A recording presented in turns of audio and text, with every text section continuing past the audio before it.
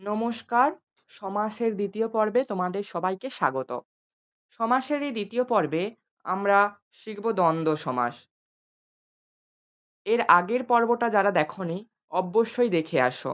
কারণ ওইখানে যা যা জিনিস বোঝানো হয়েছিল তা না বোঝা থাকলে বা না জানা থাকলে এই পর্বে তোমরা কিছুই বুঝতে পারবে না। তাই ওই পর্বটা দেখে আসো।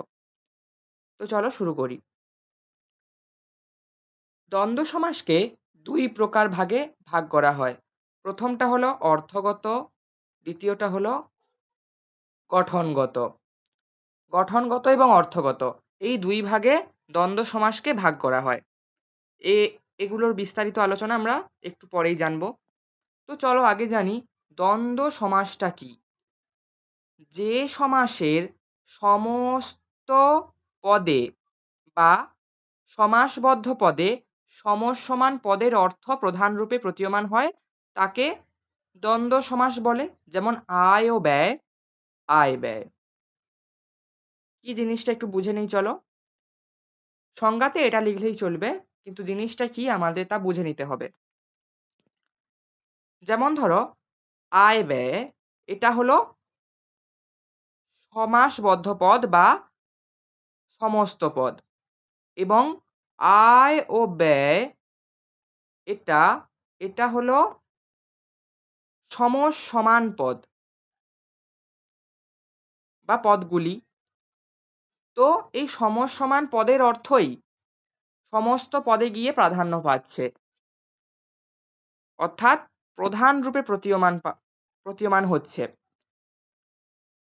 আর যে সমাসে এটা হয় তাকেই আমরা বলি দ্বন্দ্ব সমাস। দ্বন্দ্ব সমাসে সমাসবদ্ধ পদে বা সমস্ত পদে সমসমান পদগুলির অর্থ প্রাধান্য পায়। এটাই হলো দ্বন্দ্ব সমাসের সংজ্ঞা। বোঝা গেল? তো চলো এরপর আসি আমরা। একটু আগেই আমি বলেছিলাম দ্বন্দ্ব সমাসকে দুই প্রকারে ভাঙা হয়। প্রথমটা হলো অর্থগত প্রকার। দ্বন্দ্ব সমাসের অর্থগত প্রকার।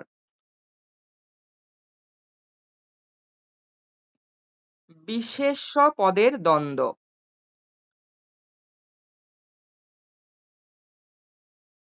গঠনগত প্রকারে গঠনের দিকটা বেশি প্রধান রূপে প্রতীয়মান হয় এবং এখানে গঠনটাই প্রধান, তাই এটা দ্বন্দ্বের গঠনগত প্রকার। আর অর্থে কি হয়, অর্থে অর্থটা প্রাধান্য পায়, সেটা অর্থের বিনিময়ে দ্বন্দ্ব সমাস হয়। আর এখানে গঠনগত কারণের জন্য দ্বন্দ্ব সমাস হয়। তো বিশেষ্য পদের দ্বন্দ্ব। রবি শশী।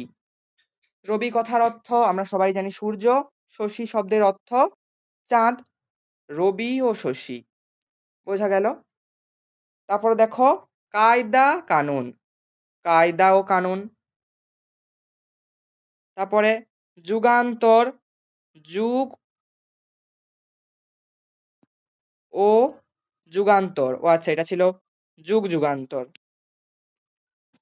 হুম।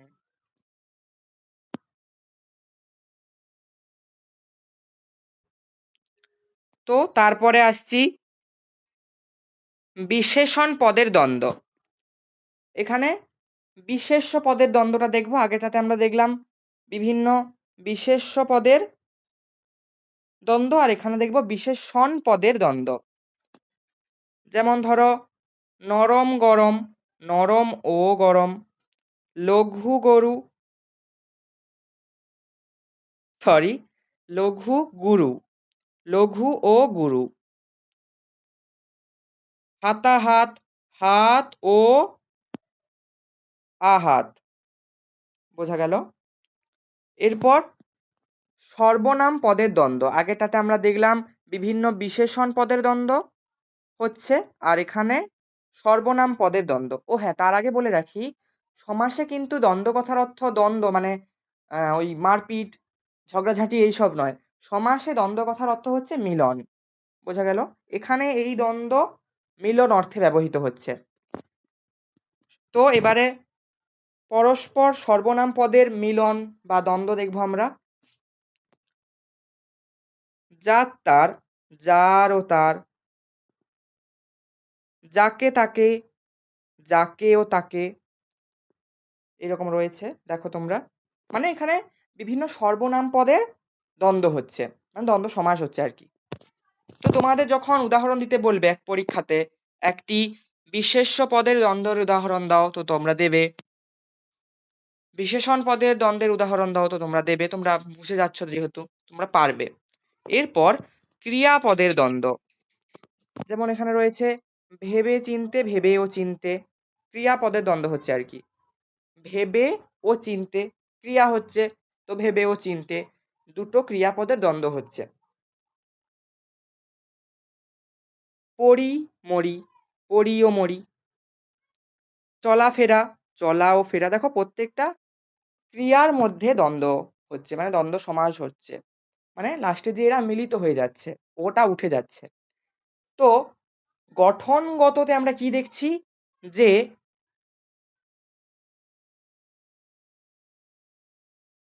সমাসবদ্ধ পদটা ভেঙে গিয়ে যে বাক্য আসছে, সেখানে মাঝখানে থাকছে ও।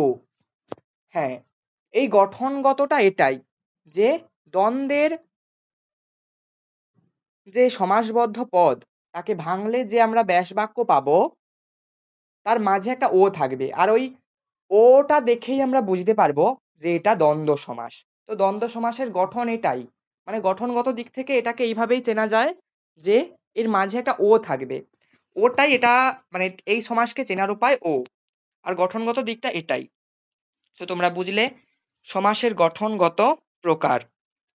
এরপরে আসবো আমরা দ্বন্দ্বের অর্থগত প্রকার। এখানে আমি আগেই বলেছি, দ্বন্দ্বের অর্থগত প্রকারে কি হবে না, অর্থের যে মান তা প্রধান রূপে প্রতীয়মান হবে। তো দেখো প্রথমে অর্থে কার অর্থ প্রাধান্য পাচ্ছে, সমার্থক শব্দের মধ্যে দ্বন্দ্ব। সমার্থক মানে সমান দুটো অর্থ থাকবে এমন দুজনের অর্থ প্রাধান্য পাবে। কোথায় পাবে, যেমন লজ্জা সরম, লজ্জা ও সরম দুটোই তো একই, মানে লজ্জাও যা সরমও তা, কিন্তু আমরা বলে থাকি না ওই ছেলেটার লজ্জা সরম বেশি, বা ওই মেয়েটার লজ্জা সরম নেই, সেই তাদের মাঝে ও আসছে দেখো। তো লজ্জা ও সরম যেহেতু দুটো সমার্থক শব্দ, তাই এটা অর্থগতর মধ্যে পড়ছে, কারণ এখানে অর্থটা বুঝতে হচ্ছে যে দুটো একই, আর গঠনগতভাবে ভাঙলে তো এটা দ্বন্দ্ব হয়েই যাচ্ছে। তাই এখানে আমরা অর্থকে বুঝে দ্বন্দ্ব করছি, সমার্থক অর্থে এটা দ্বন্দ্ব হয়ে যাচ্ছে। তারপরে প্রায় সমার্থক শব্দের দ্বন্দ্ব, যেমন গল্প গুজব, গল্প ও গুজব।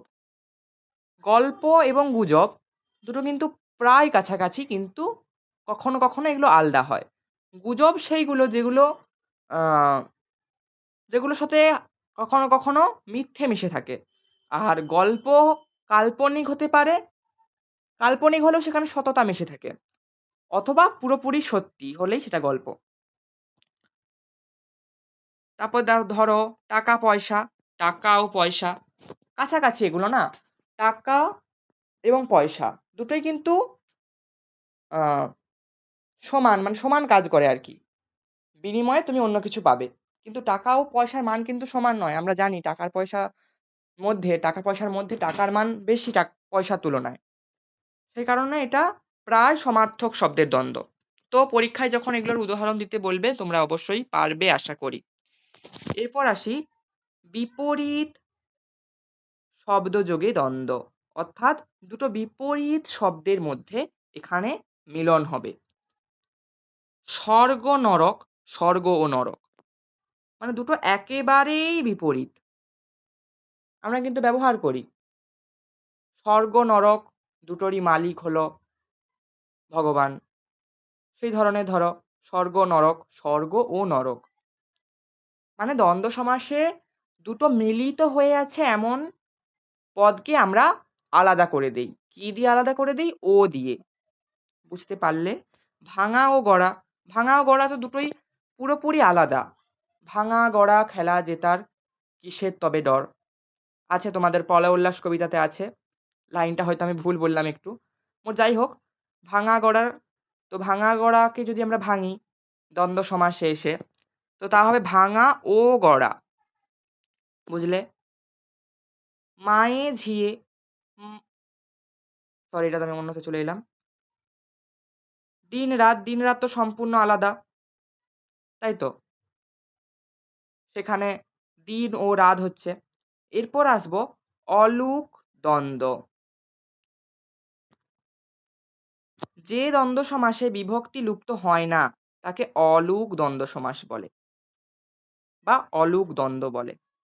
অলুক দ্বন্দ্ব সমাস যে দ্বন্দ্ব সমাসে বিভক্তি লুপ্ত হয় না।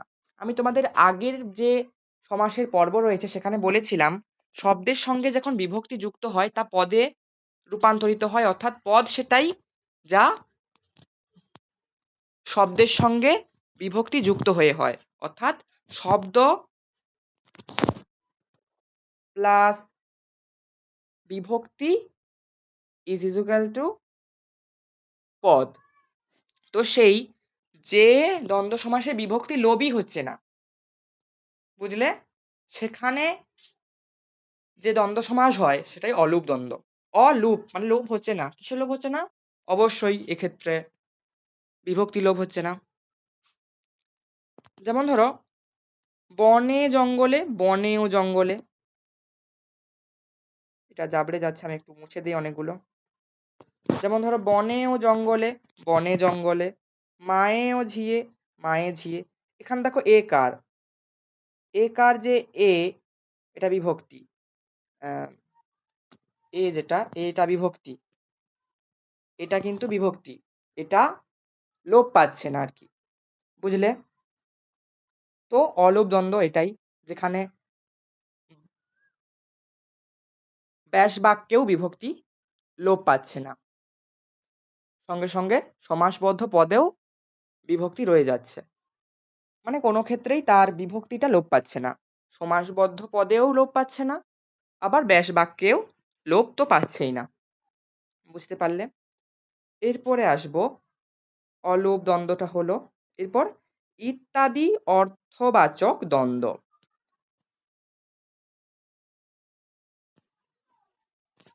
অনুরূপ বা এক জাতীয় বোঝানোর জন্য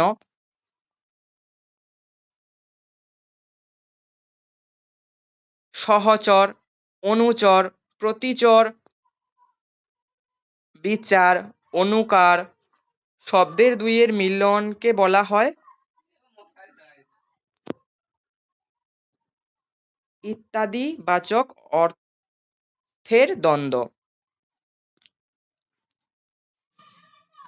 এটাই, এখানে বিশেষ কিছু থাকে না আর এগুলো তোমাদের মাধ্যমিকে আসেও না ততটা, তো আমি বলে রাখি তাও। অনুরূপ বা এক জাতীয় বোঝানোর জন্য সহচর, অনুচর, প্রতিচর, বিকার, অনুকার শব্দের দুই মিলনকে বলা হয় ইত্যাদি অর্থবাচক দ্বন্দ্ব। মানে এগুলো আর কি, বুঝতে পারলে? কিছু না বুঝতে পারলে তোমরা আমাকে কমেন্টে বলতে পারো। সহচর অর্থযোগে দ্বন্দ্ব, এটা ইত্যাদি অর্থবাচক দ্বন্দ্ব ছিল, এটা সহচর অর্থযোগে আর কি। জ্বর জ্বালা থেকে জ্বর ও জ্বালা, মানে এটা সহচর অর্থযোগে, মানে একটার পরে আরেকটা হবে। জ্বর ও জ্বালা মানে জ্বর হলেই জ্বালা হয়, তো সেক্ষেত্রে জ্বর ও জ্বালা, বুঝলে? তারপর হচ্ছে বৃষ্টি বাদল, বৃষ্টি ও বাদল, বৃষ্টির আগে বাদল হয়, ওটাই বলা হচ্ছে আর কি। তো আমরা দ্বন্দ্ব সমস্যা আজকে শেষ করবো, আমাদের এখান পর্যন্ত হবে। অনুচর শব্দের দ্বন্দ্ব, কাপড় চোপড়, কাপড় ও চোপড়, মানে এটা অনুচর। অনুচর দুটি শব্দের মধ্যে দ্বন্দ্ব হচ্ছে।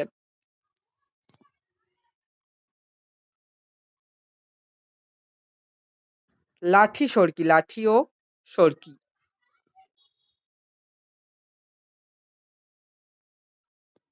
বুঝলে? তারপরে প্রতিচর শব্দের মিলনে দ্বন্দ্ব, গুরু শিষ্য, গুরু ও শিষ্য। আর ডাক্তার কবিরাজ, ডাক্তার ও কবিরাজ, মানে প্রতিচোর দুটি শব্দের মধ্যে মিলন হচ্ছে এখানে। মিলনের ফলে দ্বন্দ্ব সমাস হচ্ছে। এবারে বিকার শব্দের মিলনে দ্বন্দ্ব। দুটি বিকার শব্দের মধ্যে এখানে মিলন হবে এবং দ্বন্দ্ব সমাস তৈরি হবে। যেমন ধরো জারি জুড়ি, জারি ও জুড়ি। অদল বদল, অদল ও বদল। কাঁদা কাটা, কাঁদা ও কাটা। বোঝা গেল? এবারে দুটি অনুকার শব্দের মিলনে দ্বন্দ্ব কিভাবে হচ্ছে আমরা দেখব। দুটি অনুকার শব্দের মধ্যে দ্বন্দ্ব। ঝালা পালা, ঝালা ও পালা। মানে দুটি অনুকার শব্দের মধ্যে হচ্ছে, তোমরা বুঝতে পারছো নিশ্চয়ই। তারপরে পাতা টাতা, পাতা ও টাতা। গোলাগুলি, গোলা ও গুলি। আরো তোমরা ধরতে পারো বই টই থেকে বই ও টই। এরকম তোমরা বলে থাকো তো অনুকার শব্দগুলো। তো এরপরে অ্যাক্সেস দ্বন্দ্ব, আর এটা ভিভিআই তোমাদের ইউনিট টেস্ট গুলোর জন্যও এটা গুরুত্বপূর্ণ এবং মাধ্যমিকের জন্যও তো অবশ্যই। এখানে অ্যাক্সেস দ্বন্দ্ব কি তোমরা দেখলেই বুঝতে পারবে। দেখো আমরা, আমরা থেকে আমি, তুমি ও সে, বুঝতে পারলে? আবার আমরা থেকে আরো একটা হয় তুমি ও আমি, তোমরা, তুমি ও সে। আবার তোমরা থেকে একটা হতে পারে তারা ও তুমি, আপনারা, এই ধরনের যেগুলো আর কি। বুঝতে পারলে? আমরা তোমরা ওই ধরনের যেগুলো হয় না সেগুলোই অ্যাক্সেস দ্বন্দ্ব। এই যে এগুলো, এই উদাহরণগুলো ভালো করে রাখবে। এগুলোই পরীক্ষাতে আসে। অ্যাক্সেস দ্বন্দ্বটা কিন্তু তোমরা সত্যিই ভালো করে রাখবে। এটা সত্যিই গুরুত্বপূর্ণ। এরপরে বহু পদময় দ্বন্দ্ব। মানে আগে আমরা দেখছিলাম দুটো শব্দের মধ্যে হচ্ছে। এখানে মানে ২ এর বেশি থাকবে আরকি। ৩ টে বা তার বেশি এরকম। তো এখানে এই ধরনের দেখো তেল নুল, তেল নুন লোকড়ি। তেল, নুন ও লোকড়ি। মানে সবগুলো কমা দিয়ে এসে শেষেরটার আগে আমরা ও দিয়ে দেব। তাহলেই হয়ে যাবে। বুঝতে পারলে? এইটা এই ধরনের। তো আমরা প্রায় শেষের দিকে চলে এসেছি। এবার দেখো কি বলছে। দ্বন্দ্ব সমাস পড়তে গিয়ে বিশেষ কিছু বিষয় সম্পর্কে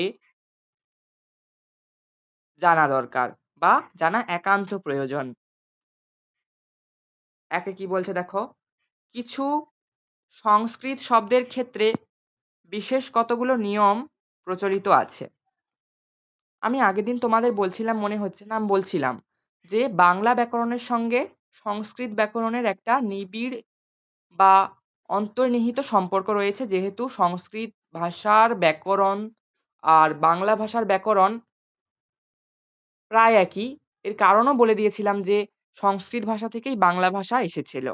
সে কারণে এদের ব্যাকরণের দিকটা প্রায় অনেকটা একই রকম। তোমরা হয়তো জানো যে এই সমাস বা কারক বিভক্তি এগুলো কিন্তু আ সংস্কৃত ব্যাকরণেও রয়েছে। সেটাই বলছে এখানে। কিছু সংস্কৃত শব্দের ক্ষেত্রে বিশেষ কতগুলি নিয়ম প্রচলিত আছে। যেমন রাত্রি ও নিশা শব্দগুলি পরপর পদে থাকলে বিশেষ দুটি অন্তঃস্তরের ক্ষেত্রে লুপ্ত হয়। যেমন দিবা-রাত, দিবা ও রাত। মানে সরি, দিবা-রাত্রি, দিবা ও রাত্রি। বুঝতে পারছো নিশ্চয়ই আমি এখানে কি বলা হচ্ছে? এখানে বলা হচ্ছে যে একটা নিয়ম প্রচলিত আছে।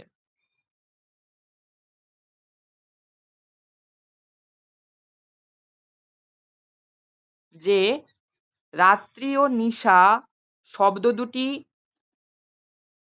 পরপদে থাকলে অর্থ দুটির অন্তঃস্বরের ক্ষেত্রে লুপ্ত হয়ে যায়। সে কারণে এখানে দেখো রাত ছিল, কিন্তু এখানে এসে রাত্রি হয়ে গেছে। বুঝতে পারছো তো? আবার দেখো সমান গোত্রের ক্ষেত্রে রি শব্দ যদি পরে থাকে তবে পূর্ববর্তী রি শব্দ আ হয়ে যায়।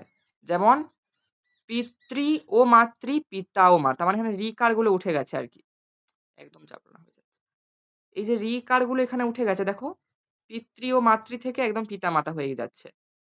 মানে এগুলো সংস্কৃত ব্যাকরণের নিয়ম, কিন্তু যেহেতু সংস্কৃত ক্রমে বাংলা হয়েছে, মানে সংস্কৃত ভাষার ব্যাকরণ ক্রমে এখানে বাংলা ব্যাকরণে সংযুক্ত হয়েছে, সেই কারণে ওই নিয়মগুলো কিন্তু আমাদের পালন করতে হবে। আবার ধরো এই পয়েন্টে কি বলেছে দেখো, পতি শব্দ পরে থাকলে জায়া স্থানে দম হয়, মানে দম হবে, মানে ওইখানে তোমাকে দম নিতে হবে। জায়া ও পতি দুই মিলে দম্পতি বা জায়াপতি, মানে তোমাকে জায়াটাকে একটু দীর্ঘস্বরে উচ্চারণ করতে হবে, জায়া ও পতি। বুঝতে পারলে? এইগুলো সাধারণত পরীক্ষাতে আসে না, এগুলো তোমাদের জেনে রাখতে হবে তোমাদের বাংলা ব্যাকরণের নিজ শৈলী বজায় রাখার জন্য। সংস্কৃত ও বাংলায় কুশলভ, কুশ ও লব, এটা হয়ে যায় কুশীলব। হ্যাঁ, এইটা একটা ইম্পর্টেন্ট জিনিস, এটা তোমরা একটু লক্ষ্য করে রাখবে যে কুশীলব আসলে কুশি ও লব নয়, কিন্তু কুশ ও লব, কুশ ও লব, বা লব ও কুশও তোমরা করতে পারো, লব ও কুশ থেকে কুশি লব। বোঝা গেল আজকের পড়া? তো পরবর্তী অংশে আমরা কর্মধারায় সমাস নিয়ে আলোচনা করব। আজকের জন্য এতটাই। বাই, ভালো থেকো। আর যেখানে যেখানে বুঝতে পারোনি তা তোমরা কমেন্টে বলতে পারো। আশা করছি তোমরা পুরোটাই বুঝতে পারলে। আর এই যে শেষের অংশটা বললাম, এটা অতটাও বোঝার কিছু নেই, এটা নিজেদেরকেই বুঝতে হয়। এটা শুধু ব্যাকরণের নিজ শৈলী বজায় রাখার জন্য এখানে দেওয়া রয়েছে।